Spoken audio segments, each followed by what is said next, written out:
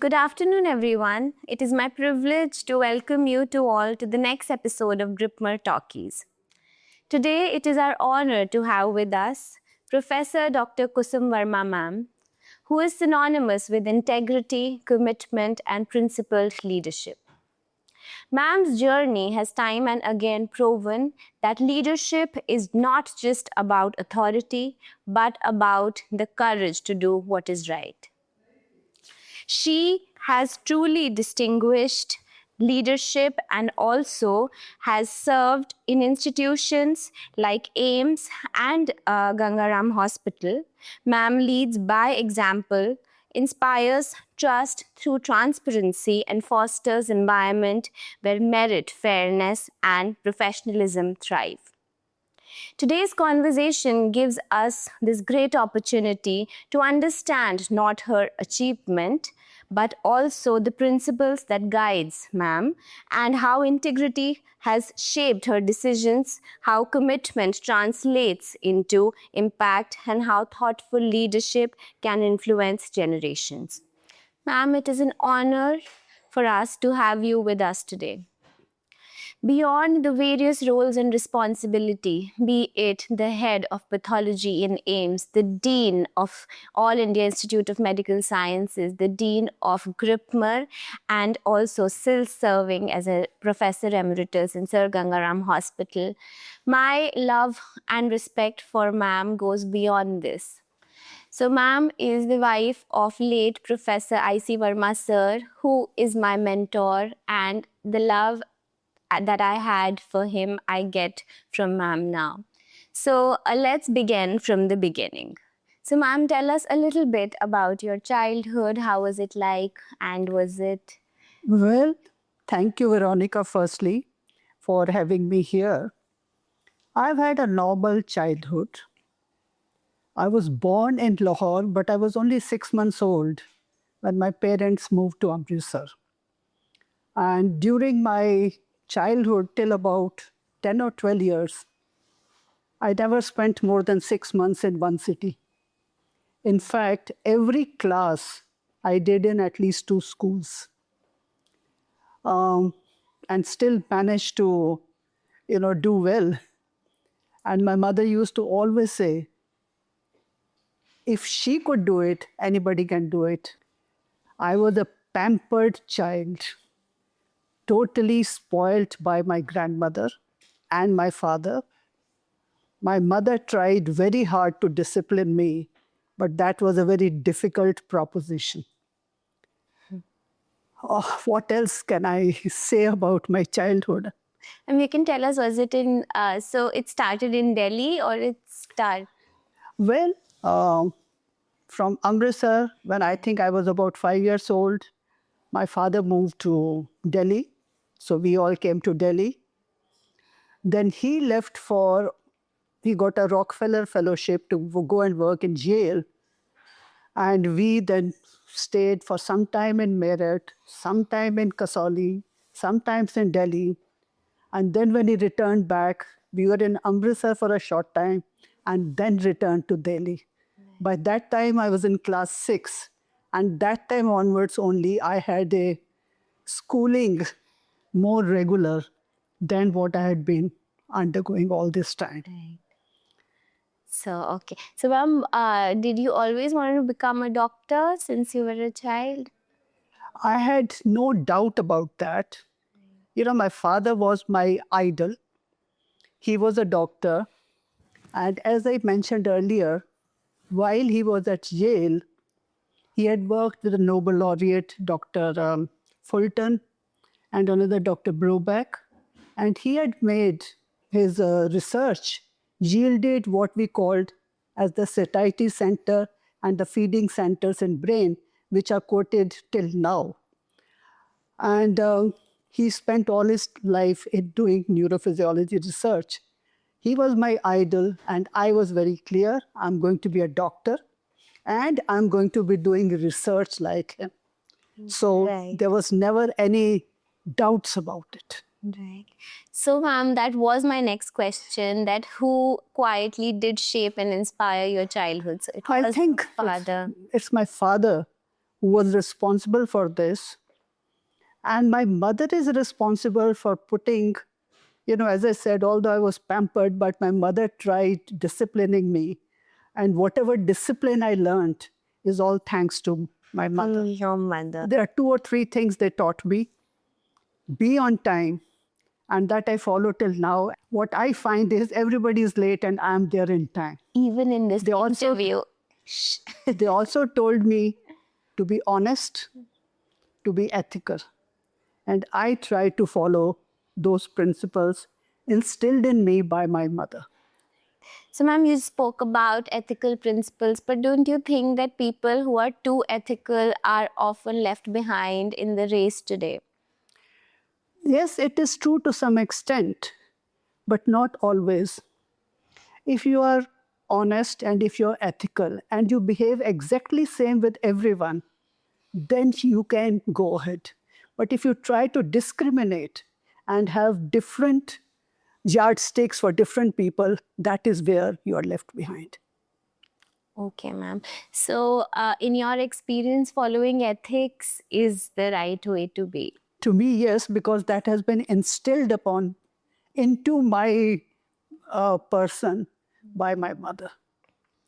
Okay, ma'am, great. Then, ma'am, MBBS, your graduation? Well, as I said, from class 6 onwards, I could say I went to a regular school, St. Thomas for 3 years, and then Lady Evans School for another 3 years. And I also, besides becoming a doctor, I had a passion that I must be top in the class. I could not, I would never accept that I would come second. And that was my problem. So I used to be worked up for my studies. And fortunately, it helped. I topped in higher secondary in Delhi. I topped in pre-medical, and in medicine, I topped always. So that was my It's this so thing. inspiring. But who instilled this coming first in you? Was it discipline by your parents or was it an internal feeling? I think it was an internist because my parents never, pushed us to be on the top. But it was in me, and I used to say, I have to do better than my dad. Right. That was my problem. Yes. And about MBBS days, ma'am, what do you remember the most? Did you have fun also while studying so much? MBBS, I have done from Lady Harding, and it's a story how I landed up in Lady Harding. When I was to join MBBS, AIMS had that you must be 17 by 31st July, while Delhi University, Maulana Azad and Harding had 17 by 30th September. My birthday happens to be in August. Yes. So I was underage for AIMS. Yeah. And they said, so what? Let her wait 1 year and come next. Right. And for 1 year, what was I to do? So I joined Harding to enjoy. And the first year, I never studied. I enjoyed. I was preparing for entrance exam. Then a day before the AIMS entrance exam, I said, am I being foolish? Why should I waste 1 year? Yeah. Let me continue in Harding. And my parents were very upset. But I said, I'm not going to take the entrance exam because once I do that, I'll come. And then you will force me. So in the second year, I had to make up for the 2 years. Oh, First year and second okay. year. Yeah. But Okay, so that was possible then. that, I mean, it was possible. I had to put in a little more hard work. Yeah, like work for 2 years in a year. We can't work for one. So after I finished MBBS and internship, I had to make a decision what subject I want to specialize. As I said, I wanted to do a research-oriented subject. So I was not very keen on clinical. I did internship very, very seriously because I wanted to see how it feels like. And after internship, I was very sure surgical disciplines, none. Medicine, no. I tried hard in gynae, Hardonians love gynae, so and I said no. no. In fact, I worked so hard in gynae that for 6 weeks I was in labor room posting. My parents never saw my face Yeah. because I would not come out of the. And then I decided it has to be some other subject Yes. where I can do research. And that is how I selected pathology. Okay. So I moved to AIMS, but those days we had a rule that you have to do 1 year of house job before you can join postgraduate program. Okay. And in AIMS, they would also allow you could do 1 year of research instead of house job. I went to Dr. Ramalinga Swami, a very famous pathologist who was heading the pathology department. Can I come and do research in your department? He said, get out, go and do house job. And now I realize what it is. The amount of clinical work, knowledge I learned in that 1 year, because I did 6 months medicine and 6 months surgery house job. And I was also lucky. In medicine, the chief was Dr. K.L. Vig, a renowned physician. And in surgery, the chief was Dr. B.N.B. Rao, the top surgeon of the country at that time. And I learned a lot of clinical, and I find till date that clinical knowledge helps me. And it helped me in my pathology.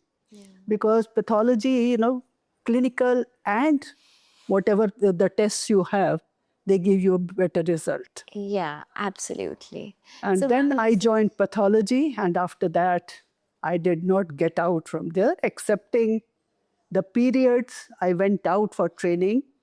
Like 6 months I have spent in Zurich Central Hospital, 1 year in Massachusetts General Hospital.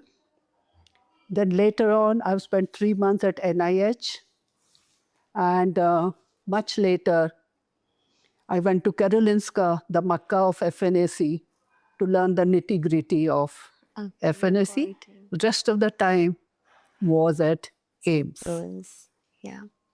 So, ma'am, my next question to you is that this is your work aspect. Then, when did you meet Sir, and how was that, and what made you marry him? Oh, I had a arranged marriage, Yeah. and my marriage was fixed just when I was doing internship. I joined MD pathology, and I was married, and everybody in pathology department was worried.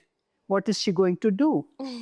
Because the work culture in pathology was work would start at 8 a.m. And if you came home at 8 p.m. in the evening, it was considered that there was no work today. You have gone home at 8 p.m. Yeah. And I managed 3 years. And partly it was because I had a lot of support. My mother-in-law stayed with us, and she managed the house. Okay. So, ma'am, so how was the initial time with Sir? Tell us about your bond and how that worked. Your bond with Sir and your initial days with him. Did you all go out a lot, or? Well, we used to, but at that time he had come back from UK after all his MRCPs and other training, and he had joined initially as a pool officer, and then he became a lecturer. So I was doing MD, he was a lecturer, but he managed to keep himself also busy so that my training and my studies, there was no interference. Okay. So you were both working in the Yeah. early years of marriage as well. Well, I should say, although he never helped in the working, running the house, but I had 500% support from him in my professional life. Yes, yes. That is true. And I'm a testimony of that. And Sir spoke extremely highly of ma'am and was a little scared also sometimes. It was lovely to see their bond and most inspiring. So then came your child, Dr. Ah, Amit. Amit came 5 years after 5 years. marriage Yeah. because I didn't want a child while I was doing my post graduation and even the training abroad. And I should say, I'm extremely lucky. I've got very good nannies, Yeah. and they used to be supervised by my mother in law. And I would say my son was literally brought up by nannies and my mother in law. But one thing I did, I said, I must give 2 hours of my day in the evenings to him. And that I continued to give Okay. throughout, even till when he was doing his MBBS. Right. Okay. So, ma'am, what is your message for like us and even younger girls who live in this guilt of not giving enough time to children? So, 2-3 hours a day is fine. Is okay. Regarding guilt, I don't think I ever had guilt, excepting once when he was to appear for his class 10 exams and my mother-in-law was out of the country. So one day he told me, he says, all my friends' moms are sitting at home and looking after them. And my mother is the one, she's out of the house and not bothered. That's the only time I felt guilt. And I discussed at night. And next morning I told him, okay, I'm going to take 15 days leave and sit at home with you. Right. First he said, very good. I reached my office, I get a phone call from my son. Mom, you better not take leave. I said, why? If you're at home, you'll be all the time doing phones and this and that. There'll be noise in the house. You better stay at work. And I am good. Okay, so he was happier that way. And I have asked him now many times, now that when he has his own kids, I said, did you ever feel? He says, no. Okay. That 2 hours you used to spend with me every evening took care of everything. Great. So, ma'am, we can do both and well. Yeah. Absolutely. It's But you have to do a management between your work and your family life. And I have never entered kitchen to cooking because I felt that is something, you have to decide where you want to spend time. I felt that was a waste of time. It can be done by good helpers, and rather that time is spent with your husband and your kids. That is more important. Right. So recently I had the privilege of meeting Dr. Kiran Bedi as well. So ladies and women of that stature like ma'am and her all are of the same opinion that girls should not be inculcated that doing a household chore is only your job. You can work as well, and with your husband you can go ahead and have an integrated household where the children also won't be ignored and your work is working well also. So let the society not make you feel otherwise, which very commonly it does. And I think the mothers, the mother-in-laws, the father-in-laws, everyone are involved in this feeling of guilt. So maybe that is not needed. So ma'am never entered the kitchen and Dr. Amit loves her still. So ma'am, our next question is that coming back to your professional life, so you definitely found your calling in pathology. Yes, I loved pathology the 3 years of my doing MD. Although it was absolutely very tired. I never reached home before 10 at night. God. And my thesis was with animals. Okay. And the animals had to be sometimes given injection at 2 a.m. at night. And what was your thesis? I'm very interested. I was working on the protein deficiency and how it affects the cell cycle. Okay. So the model was rat intestine. Okay. So we would have two groups of animals. One fed a normal protein diet, other fed low protein diet. Okay. Then after 3 weeks, they would be given radiation. The normal protein diet, rats would live. The low protein would die. And my whole experiment would come to zero. Right. And then, we had to sacrifice them at different intervals and do them radioactive isotopes and all that and, measure cell cycle. Okay. And ultimately, I showed that with the low protein, the cell cycle is prolonged, especially the G1 and G2 phases. Okay. And that was very significant. But it helped in understanding. And incidentally, this thesis, not only I published 2 papers, at that time the top journals, American Journal of Pathology and Archives of Pathology. I also got the Kanolkar Award by Indian Association of Pathologists, Microbiologists for the thesis work. I was the youngest to get this award. Wow, yay. Great, ma'am. So it's always a hard work Yes. does give result. It's not that. So, ma'am, you always, as you said, had this research inclination. So, but in India, the basic scientists are given the least pay. They're not respected enough. So, have you seen a change come in India in that aspect? Well, we never faced at AIMS. Everybody got the same salaries, whether you were in anatomy or you were in surgery or thoracic surgery. So everybody got the same salary. So there was no distinction and there was no there was nothing which would stop you from joining these departments. In fact, in pathology, I wanted to continue follow the research job.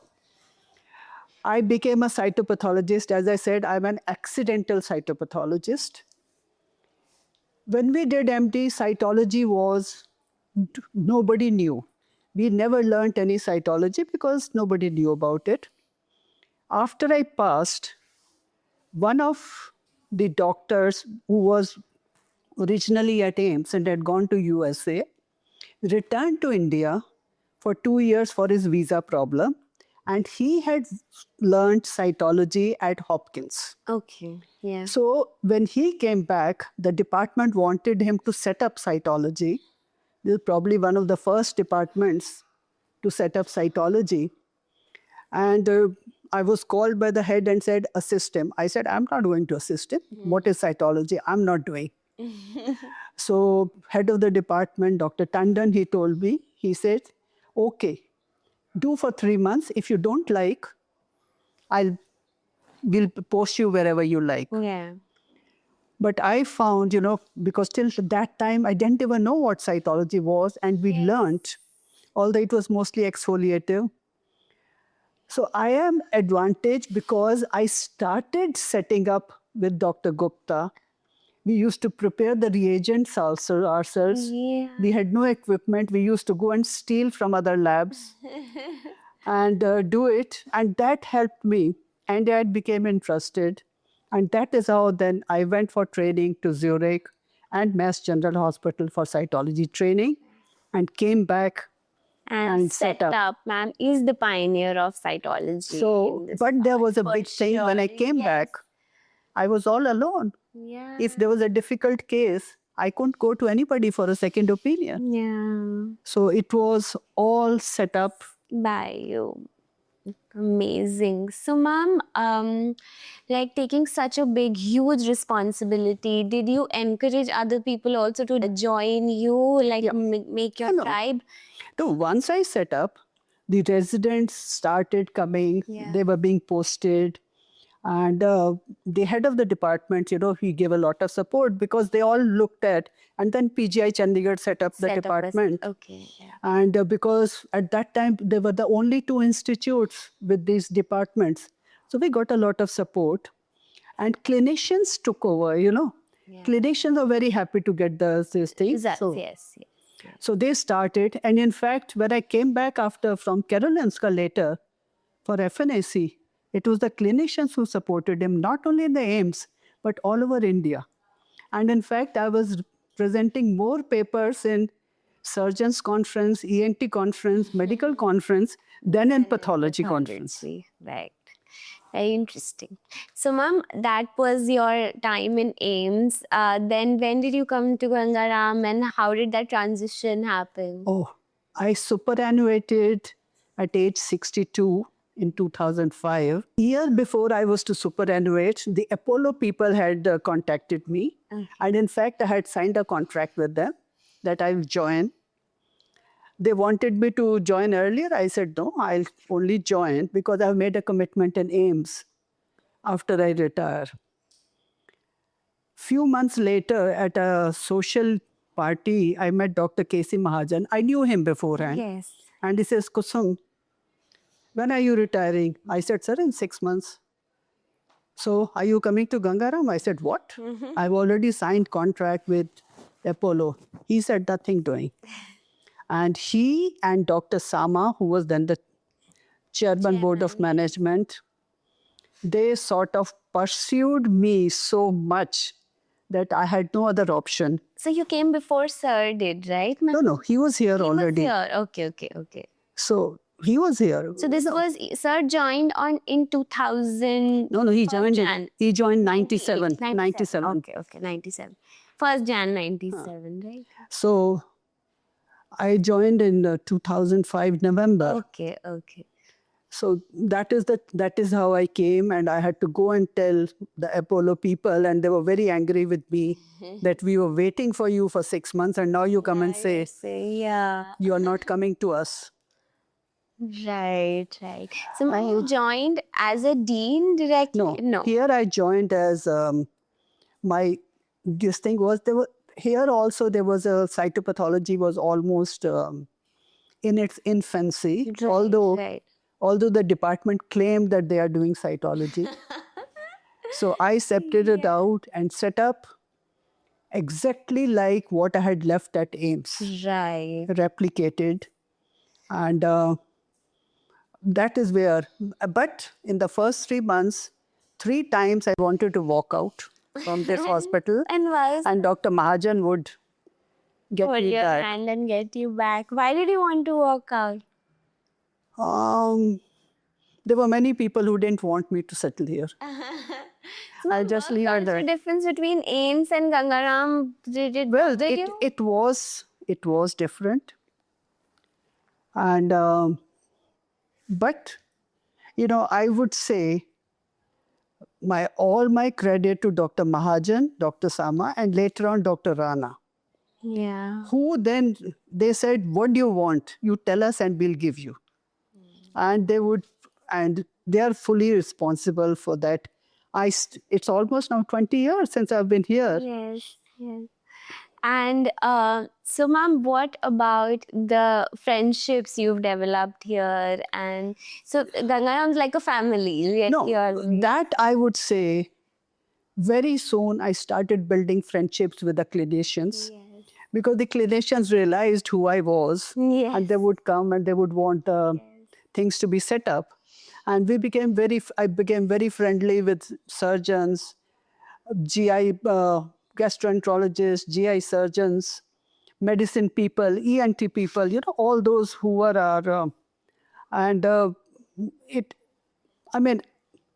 took me about a year to get used to this place. Yes, absolutely. Because it is a big shock to come from AIMS to, although this hospital is very different than a corporate. Yes.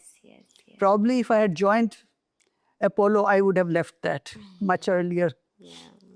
So Absolutely. So, ma'am, what were these unseen challenges that existed as an academic leader as well? Here, cytology, it was easier for me to set up because I was given the full control. Then by Dr. Sama, he said, you'll only report to me, nobody else. Yeah. So that is how, they solved these problems. And whatever I would ask, they would not say no. Okay. Then Dr. Mahajan wanted me to, straighten up the academics here. Yes. And what I found in the first year, almost 20% of theses came back rejection. And was Gripmer established by the time? No. Okay. Gripmer was not there. There was an academic section which Dr. Mahajan used to head. Okay. Right. So Dr. Mahajan called me and said, what is to be done? I said, the problem is the thesis is not conceived properly. So it's not done that way and it's bound to be rejected. He said, what do you say? I said, we should look at the protocols and improve them. They had some sort of a protocol where it used to be circulated. People would not even open and they would write Yeah. approved, approved. So I showed him. I said, this is the... So he said, okay, you do what you like and I give you free hand. I said, we'll have presentation of protocols. That is how the protocol The presentation started. and everyone. And the first year, people used to be scared of me because I used to dress them down. Yeah, But everyone. But, slowly people started appreciating, and many of the consultants would walk to my room and say, we don't want to ask. So I said, that's okay. I can help you in private, and things have improved. And now Saluja and others have taken over. And I'm very glad that we are now about 10 to 12 theses per year are coming with commendation. Absolutely. From the rejection, we have gone to commendation. And that is because the theses are Yes, ma'am. It's improved. all kudos to you. Like now, our thesis is one of the most respected. The second thing which I've, as well as is the revamping of the ethics.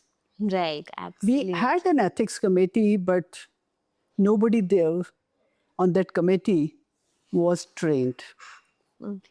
And, I at AIMS, besides cytology and pathology, what I did, the three other things which people used to say I waste my time, I've done: the medical education, cancer registry, and ethics. Right. Medical education, because I was sub-dean for 4 years and then dean for 1.5 years. So, plus I have been trained at Dundee in medical education. Okay. So we would do a lot of medical education workshops and all that. In fact, AIMS was recognized as a center by WHO. So we used to get a lot of people from Bangladesh, Myanmar, Thailand coming to us for training. So I did that. Cancer registry, Delhi didn't have a population-based cancer registry. So ICMR one day decided, let's have a population-based cancer registry and set it up at All India Institute. Okay. I was given the responsibility. It was not AIMS. We had to get everything, data from Safdarjung, Maulana Azad, UCMS, all the smaller nursing homes, because that was a very challenging. And the third thing challenging was ethics. When I was asked to take over ethics at AIMS, I told the director, I don't even know how to spell ethics. But he said, I passed the order, defy. So I had to do it, but then I give credit to Dr. Vasanta Muthuswamy, who was at ICMR. She had been trained, she was a gynecologist who had been trained in ethics. Okay. She helped me attend many workshops in India, outside India, WHO sponsored, from where I learned ethics, and I managed ethics at AIMS. And here, then I came and set up the ethics. Ethics board, which is So that was also totally revamped. And we got the ethics committee registered, and everything is going on. And now, meticulously run now. Absolutely. It is a meticulously run program every month. so these were the, Yes. helping with the thesis and helping with the ethics committee. But the two things which I did here, even before I became the GRIPMER was established. And then Dr. Rana established GRIPMER when he was the chairman board of management. And Dr. Nandi was appointed as the first dean. First team, right. And I was helping him. Yes. And at that time, what I did was, properly NBE accreditation program. Right. When we took Dr. Nandi as dean and me as sub-dean, 5 departments accreditation rejected. That's what we got. And Dr. Rana said, what is this? We said, well, properly they have not filled the application forms. Yeah. And I took it upon myself. To And it's totally now streamlined, and now we have no problem. maximum number of specialities in the No, because country. we have trained everybody Yes. How to do it. how to do it. And the team led by Sansar and others, they are now doing it beautiful. Yes, effort. I think it comes effortlessly to them as well. And in all these things, my experiences at AIMS have helped. So actually, ma'am, because of you, Nandi sir, etc., we have emulated a model like AIMS as well. Yes. So, ma'am, do you have any message for younger medicine graduates and students on how about ethics and about a future in ethics or in pathology? I would say, firstly, go to a subject where you have liking. These days, with the system of NEET and others, you join any subject where you get it and you might be hating that subject. Yeah, when you apparently earn more, like You will never rise in that subject because that is you never liked it.